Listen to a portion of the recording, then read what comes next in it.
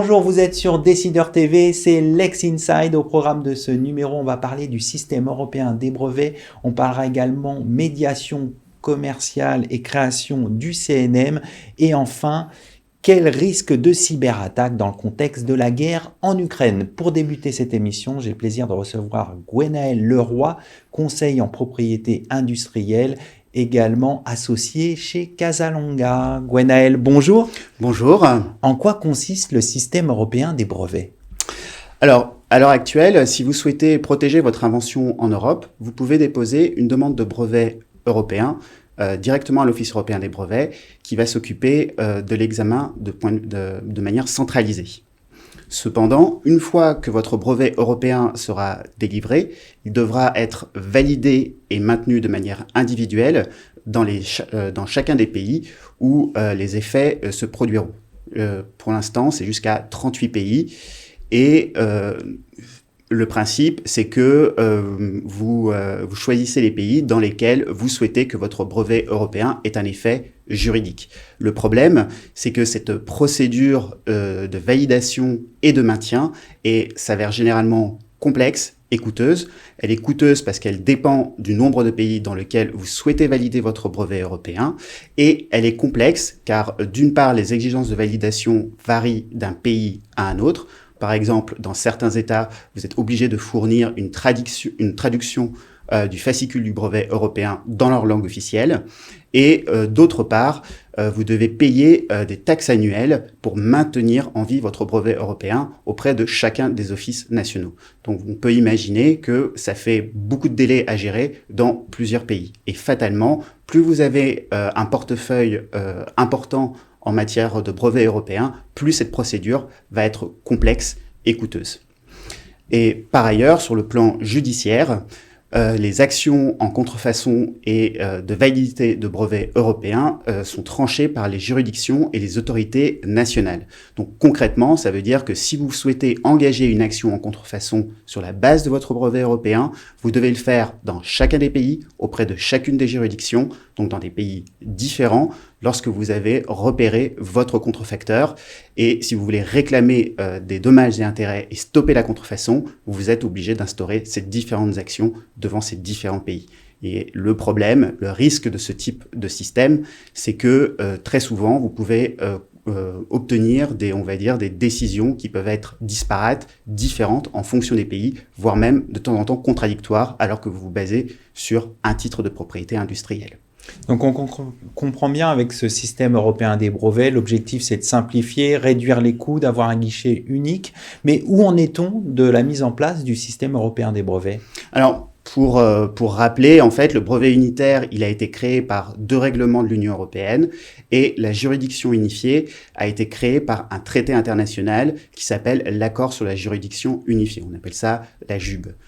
Et ces 2 règlements de l'Union européenne qui instaurent la création de ce brevet unitaire vont s'appliquer à la date d'entrée en vigueur de cet accord, qui vraisemblablement devrait entrer en vigueur au second semestre 2022. Pourquoi second semestre 2022? Alors, pourquoi second semestre 2022? Parce que, en gros, ce que l'on sait de sûr, c'est que l'accord devrait rentrer en vigueur dans une période de 3 à 4 mois après que l'Allemagne a déposé son instrument de ratification de l'accord. Donc, selon le scénario le plus optimiste que l'on connaît, c'est que l'Allemagne devrait devrait déposer son instrument de ratification au mois de juillet, et donc ça signifie que la JUB rentrerait en vigueur donc 3-4 mois plus tard, donc au plus tôt en octobre 2022. Alors, à quels enjeux répondent à la fois la création de la JUB et du brevet européen? En fait, d'un côté, le brevet unitaire, c'est un titre de protection supplémentaire qui est simple d'accès, qui est économique et qui assure une protection uniforme dans 25 pays de l'Union européenne, au maximum. Donc, globalement, c'est l'Union européenne moins l'Espagne et la Croatie. C'est simple d'accès parce qu'en fait, la procédure de délivrance sera effectuée par l'Office européen des brevets selon le schéma habituel de la procédure de délivrance. Et c'est au moment de la délivrance que le titulaire aura la possibilité de choisir de prendre un brevet unitaire avec une procédure extrêmement simple, qui est rapide et qui est unique et qui n'appelle pas de taxe officielle. C'est également avantageux d'un point de vue économique parce que vous n'aurez qu'une seule taxe annuelle à payer, Celle-ci, elle sera gérée directement à l'Office européen des brevets. Et aussi, vous n'aurez pas, à l'issue d'une période transitoire de 6 ans, vous n'aurez plus besoin de fournir une traduction du brevet unitaire. Donc ça signifie que ce qu'on a voulu essayer de faire, c'est qu'avec le brevet unitaire, vous avez un titre dont les coûts de maintien et de validité sont faibles, très favorables aux entreprises, avec une couverture géographique qui est assez intéressante au sein de l'Union européenne. Et en plus, ce que je voudrais ajouter, c'est que le titre unitaire, c'est pas un titre qui va remplacer le brevet européen traditionnel, c'est une arme supplémentaire qui se rajoute dans l'arsenal du système de protection par brevet qui est disponible en Europe.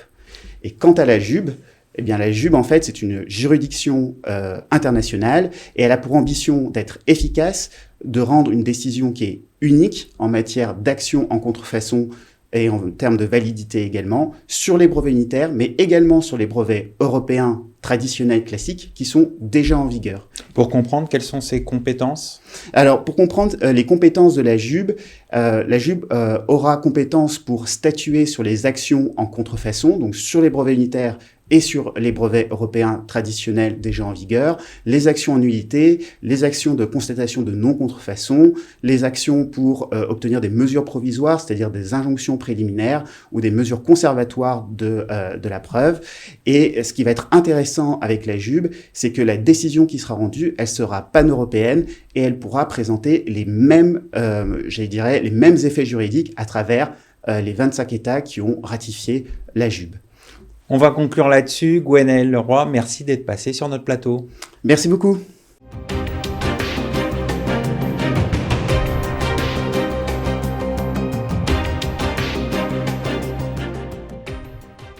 Vous êtes toujours sur Décideur TV, c'est Lex Inside et on va parler médiation commerciale et enjeux de création du CNM avec mon invité Louis Degausse, arbitre médiateur associé chez KL Gates. Louis, bonjour. Bonjour Arnaud. En quoi consiste la médiation commerciale ?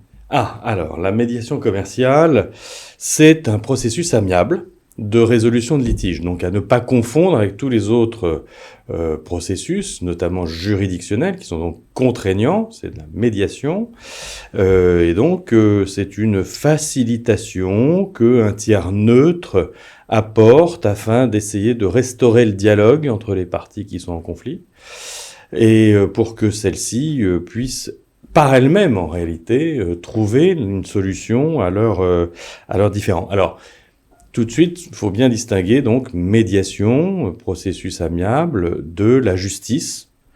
J'allais même dire de l'équité, ça n'est pas de la justice. En un mot, la différence, les principales différences ? La principale différence, c'est que on va avoir, surtout d'ailleurs dans la médiation commerciale, mais on va y venir, on va avoir une solution business. Je pense que c'est un mot valise que tout le monde comprend. Solution business, plutôt que d'avoir effectivement une résolution fondée sur le droit, et le droit seulement. Voilà. Quelle est la place de la médiation commerciale dans le règlement des litiges interentreprises ? Alors c'est une place grandissante, et cela pour plusieurs raisons. D'abord parce que dans la médiation commerciale, contrairement aux autres médiations qui sont plus récentes, la médiation commerciale, ça existe, j'allais dire, depuis toujours, dans le sens où on est entre des commerçants, des sociétés, des personnes morales qui font du business, pour reprendre mon mot, et qui, en cas de problème, essayent de se mettre d'accord. Mieux vaut un mauvais arrangement qu'un bon procès. On est en plein dans cet adage-là, quand on parle de médiation. Et donc, c'est une place grandissante parce que dans les contrats, parce qu'on est dans la base contractuelle, effectivement, dans les contrats, eh bien, il y a toujours eu presque de la médiation comme clause de style, on va dire. Et puis, il y a une vingtaine d'années, plus exactement le 14 février 2003, la Cour de cassation, dans un arrêt de principe important, chambre mixte, a dit non, la clause de médiation, c'est plus une clause de style, c'est une clause qui doit être sanctionnée par une exécution, et si vous n'allez pas en médiation, c'est une fin de non-recevoir. Donc, qu'est-ce que ça veut dire ? C'est important parce qu'à l'époque, ça voulait dire, enfin, toujours maintenant, la grande discussion, c'était peut-on limiter l'accès à la justice ? Et par une clause de médiation, la Cour de cassation va dire oui, on peut limiter l'accès à la justice parce que si vous ne faites pas de médiation, vous avez une fin de non-recevoir, ça veut dire que vous n'êtes pas recevable à aller directement en justice, directement en procès. Ça veut dire que la médiation est un préalable ? Est un préalable obligatoire si vous l'avez contractualisé. Donc premier point, la clause de style devient une clause importante, exécutable, applicable, ayant une force particulière. Le deuxième point, c'est que pendant ces 20 dernières années, on a vu un essor de la contractualisation des résolutions de litiges, notamment en matière commerciale. Donc là encore, grosse différence d'avec les autres matières plus récentes dans le domaine de la médiation, comme la famille. On ne fait pas de contrat entre époux en se disant si jamais on a un problème, on va en médiation. Administratif, social, etc., etc. Donc ces médiations-là qui sont plus récentes sont moins conventionnelles, comme on dit nous, c'est-à-dire elles sont moins fondées sur des contrats, alors que dans la matière commerciale, c'est du contrat. Et donc cette contractualisation des résolutions de litiges ont participé à l'essor de la médiation. Et puis attention aussi que cet essor ne soit pas cassé par et c'est pour ça qu'on parle là aujourd'hui par des nouvelles initiatives, notamment le CNM. Vous en avez parlé, mais je pense que vous allez me poser certainement des questions. On va revenir au CNM. Juste un mot de conclusion sur la médiation commerciale. Quel atout ça représente pour les entreprises ? L'atout, très simplement, pour une entreprise, pour un chef d'entreprise, quel qu'il soit, quelle que soit l'entreprise, c'est très simple. Il arrive un coup dur dans la vie de l'entreprise. Est-ce qu'il est vraiment naturel et intéressant pour un chef d'entreprise, pour un décideur, de se débarrasser du problème en investissant un tiers qui s'appelle un juge, qui par définition, connaît pas ou moins l'entreprise, voire son entreprise, pour régler le litige à sa place. Est-ce que c'est une réaction normale de chef d'entreprise ? Non. La réaction normale d'un chef d'entreprise, c'est effectivement de gérer ses problèmes. Trouver une solution. Donc de trouver des solutions, donc de s'emparer des problèmes. Alors c'est vrai que il y a des sous-jacents juridiques. Et donc, il va avoir besoin, ce chef d'entreprise, de son avocat pour l'aider et pour l'accompagner. Mais c'est en quelque sorte un moyen de se réapproprier les problèmes juridiques, les litiges, les différends juridiques que peut vivre une entreprise. Et c'est normal de vivre des coups durs dans une entreprise. Donc, voilà, la médiation, c'est ce moyen-là de responsabiliser à la fois l'entreprise et ses acteurs, décideurs, pour régler les problèmes. Alors, vous avez évoqué la création du CNM. Oui. Qu'en pensez-vous ? Alors, création toute récente, loi du 22 décembre dernier, en son article 45, si ma mémoire est bonne. Pour la confiance dans l'institution judiciaire. Voilà, qui crée effectivement un Conseil national de la médiation. Alors, moi, je pense que c'est une bonne idée pour certaines médiations, mais du coup, attention à ce que cela ne devienne pas la fausse bonne idée. Pourquoi ? Alors moi, c'est ça qui me fait vraiment peur. Pourquoi ? Parce que c'est la bonne idée pour ces médiations qui sont finalement assez institutionnelles, dans le sens où elles ne sont pas justement fondées sur un contrat, mais elles sont plutôt voulues par le juge. Donc je vise là les médiations dites judiciaires, où le juge saisi incite les parties à aller en médiation. C'est le cas notamment en matière familiale, justement, en cas de divorce, ou des médiations, effectivement, qui vont toucher les personnes physiques. C'est aussi de la matière familiale, mais je pense aux successions, par exemple, éviter que les familles se déchirent. Donc, c'est pas du business, mais quand même, il y a du patrimonial, il y a des problématiques juridiques, mais on va vers une médiation qui va être finalement très enchâssée dans un monde judiciaire où le juge n'est pas loin, que ce soit de la médiation judiciaire ou alors aussi les nouvelles médiations que moi j'appelle légales, qui sont des médiations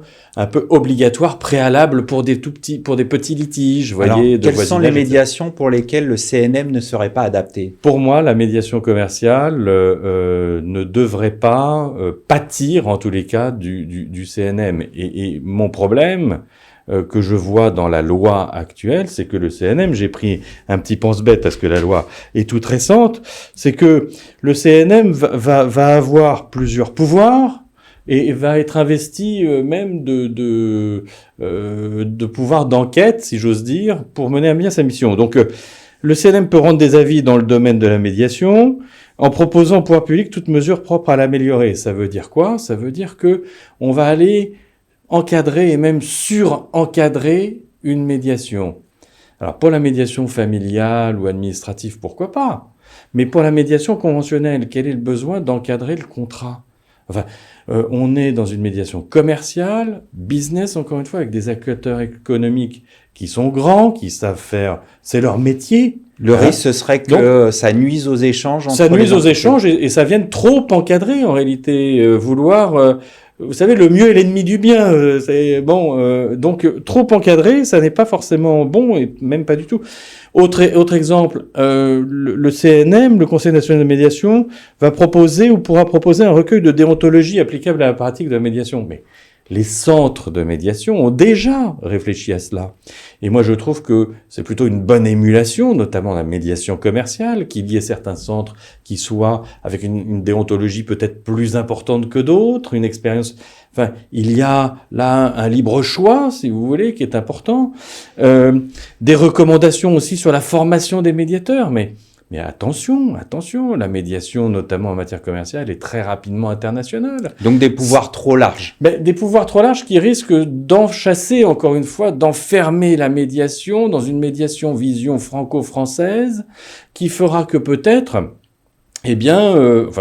moi je le perçois, les partis vont se dire pourquoi aller en France faire une médiation, autant aller chez les voisins anglais, allemands ou plus loin pour faire des médiations de façon libre sans avoir un Conseil national de médiation qui va nous dire ce qu'il faudrait faire, qui va nous dire ce qu'il devrait être la médiation, alors que nous, ce qu'on aime dans les acteurs économiques de la médiation commerciale, c'est la liberté, justement, la liberté contractuelle. Donc, attention à ça. On va conclure là-dessus. On a bien compris vos réserves. Juste un mot, dernier mot. Si vous me permettez, c'est que pour tout cela, le Conseil national de médiation aura aussi la possibilité de recueillir des informations qualitatives et quantitatives sur les médiations.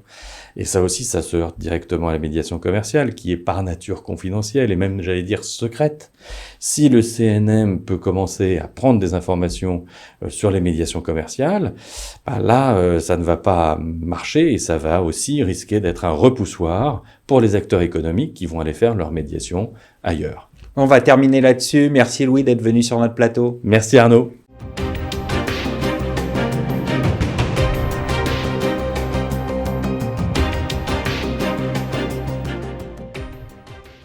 Vous êtes toujours sur Décideur TV, c'est Lex Inside et on va parler des risques de cyberattaque dans le contexte de la guerre en Ukraine avec mon invité Frédéric Sardin, avocat associé chez Janté. Frédéric, bonjour. Bonjour Arnaud. Alors, quels sont les risques qui peuvent être encourus par les entreprises en matière de cyberattaque dans le contexte de la guerre en Ukraine ? Oui, les risques cyber, ils sont très nombreux. Ils étaient déjà très nombreux avant la crise ukrainienne, et ils le sont d'autant plus aujourd'hui avec ce nouveau contexte géopolitique qui est survenu il y a quelques semaines. Un risque très concret qui s'est manifesté il y a quelques jours, au tout début le premier jour de l'attaque russe contre l'Ukraine, c'est une attaque du satellite de télécommunication Kassat, de la société française Eutelsat, qui fournissait du haut débit dans des zones blanches dans plusieurs zones d'Europe, notamment la France. Et ce satellite a fait l'objet d'une attaque, d'une cyberattaque, ce qui a été reconnu par le commandement de l'espace français, ce qui est assez rare pour être souligné. Et on connaît l'origine de la cyberattaque ? Alors, le commandement de l'espace n'a pas pointé officiellement l'origine. On subodore dans le contexte qu'elle est plutôt d'origine russe, mais officiellement, cela n'a pas été acté. Voilà. Mais donc c'est un exemple très concret de cybermenace, de cyberattaque qui peut peser sur des sociétés, notamment françaises, dans le contexte actuel. Et puis, de façon générale, le type de menaces auxquelles sont exposées les sociétés françaises, ce sont les mêmes qu'avant le début de la crise ukrainienne. On a toujours les menaces externes, donc type rançongiciel, défaçage, attaque par déni de service. On a eu beaucoup d'attaques par déni de service auprès de sociétés françaises et européennes depuis le début de la crise ukrainienne. Et puis vous avez également les menaces internes. Vous pouvez avoir parfois des salariés, alors malveillants, soit dans un contexte d'espionnage dans des industries plutôt militaires, soit dans un contexte concurrentiel ou de concurrence déloyale avec un cadre qui dispose de données plutôt confidentielles, que ce soit un cadre financier ou un cadre marketing. Ce sont des situations auxquelles les entreprises doivent se préparer à faire face. Et un autre cas de figure auquel on pense souvent peu, ce sont les cas des sous-traitants, qui peuvent parfois être le maillon faible de l'entreprise, parce que Comment? votre sous-traitant n'a pas forcément les mêmes process, les mêmes plans de sécurité, les mêmes plans de continuation d'activité, de reprise d'activité que vous, et c'est souvent le point faible par lequel le cyberattaquant va tenter de pénétrer vos systèmes. Alors, comment peut-on se prémunir de ce type d'attaque? Alors, pour se prémunir du risque cyber, la démarche, elle est assez classique. On distingue souvent dans l'attaque cyber 3 temps. Vous avez avant, pendant et après la phase cyber. L'essentiel, vous l'avez compris, ça se joue avant, dans la phase amont, en préparation. Donc, très classiquement, il faut procéder à un audit de l'existant. Quel type de données vous disposez, vous traitez, quelle est la sensibilité de ces données, quels sont les systèmes de sécurité qui sont d'ores et déjà en place dans votre entreprise, est-ce que vous avez une cellule de sécurité suffisamment performante, est-ce que votre direction générale met les moyens financiers suffisants, parce que préparer des cyberattaques, avoir un plan de conformité et de résilience cyber, ça a un coût. Ça a un coût financier, ça a un coût humain, et donc il faut pouvoir, à l'issue de cette phase d'audit, une fois que vous avez identifié les forces, les faiblesses, pouvoir mettre en place et dérouler votre plan de cyber-résilience, votre plan de cybercontinuité. Un très bon exemple contemporain, c'est tout simplement de faire une mise en conformité RGPD. On sait que dans la conformité RGPD, il y a un volet sécurité assez important. Vous avez un volet juridique, un volet process, un volet sécurité. Si votre plan de conformité au RGPD est mené de façon sérieuse, normalement, vous allez progresser sur beaucoup d'indicateurs de cybersécurité, et on s'aperçoit en pratique, et c'est un des avantages et d'une des plus-values de la conformité RGPD, que les sociétés qui ont une démarche RGPD solide, sérieuse, sur plusieurs mois, eh bien, sont moins sujettes aux cyberattaques, ou lorsqu'elles sont sujettes aux cyberattaques, comme aujourd'hui toutes les entreprises, eh bien, elles déplorent des conséquences moindres à l'issue de la cyberattaque. Parce qu'elles ont déjà des réflexes. Parce que mis en place un certain nombre mis de en choses. place en avant, elles se sont testées, elles ont envoyé de faux mails d'hameçonnage à leurs salariés pour voir quel était le taux de clic sur ces faux mails, qui a cliqué, qui n'a pas cliqué. Ceux qui ont cliqué, on va peut-être les sensibiliser, faire des séances de formation particulières. Elles se sont faites attaquer par des consultants en cybersécurité extérieure pour vérifier la robustesse de leur process, etc. Donc elles sont beaucoup mieux préparées. Et évidemment, la cyberattaque, il faut être préparé. Si vous n'êtes pas préparé, eh bien vous réagirez trop tard, vous allez avoir un temps de retard, vous allez courir, et vous allez risquer des surincidents, et vous allez risquer de ne pas maîtriser votre communication dans la phase après. Et ce qui est très important aussi, c'est lorsque vous êtes l'objet d'une cyberattaque, ou lorsque vous faites des tests, c'est d'avoir des retours d'expérience. Il faut documenter l'attaque. Pourquoi est-ce que j'ai été attaqué? Qu'est-ce que j'ai fait pour que ça ne se reproduise pas? Est-ce que la réponse que je mets en place est suffisante? Est-ce que mes salariés sont suffisamment formés? Est-ce que mes contrats avec mes sous-traitants sont suffisamment robustes, etc. De manière à pouvoir répondre de manière plus pragmatique la fois d'après, d'être plus efficient dans la réponse. À être prêt, parce que l'attaque cyber, par définition, c'est une crise. Vous allez gérer une situation de crise, et donc il faut anticiper au maximum cette crise, parce que sans préparation en amont, la crise, vous la subissez. Pour terminer, comment peut-on rechercher la responsabilité des auteurs des cyberattaques? Alors la responsabilité des auteurs de cyberattaques, c'est un peu un vœu pieux, surtout lorsque l'attaque est extérieure. Vous êtes attaqué par un groupe de pirates russes du dark web. Très difficile d'aller les identifier, d'aller les retrouver. Sur des attaques, on va dire, très stratégiques, il y a des choses qui se passent de façon occulte entre les services et le grand public n'a pas accès à ces informations.